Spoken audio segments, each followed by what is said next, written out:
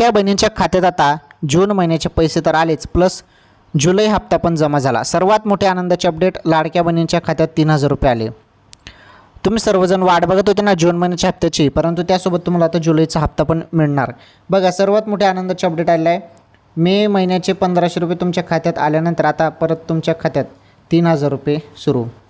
लाडक्या बहिणींनो, जरी शासनाने असा निर्णय घेतला की जून महिन्यासोबत आम्ही प्लस जुलैचा हप्ता देऊ, तर मग तुम्हाला टोटल 3,000 रुपये येऊ शकतात। कारण मागच्या वेळी असं भरपूर महिन्यामध्ये झालेलं आहे, तुम्हाला 2-2 हप्ते एकाच वेळी देण्यात आलेला आहे।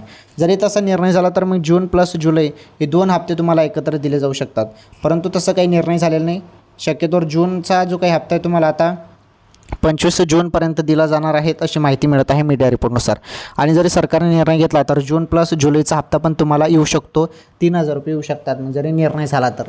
आलं तुमच्या लक्षात? थोडी वाट बघा, पैसे तुमच्या खात्यात येतील आता।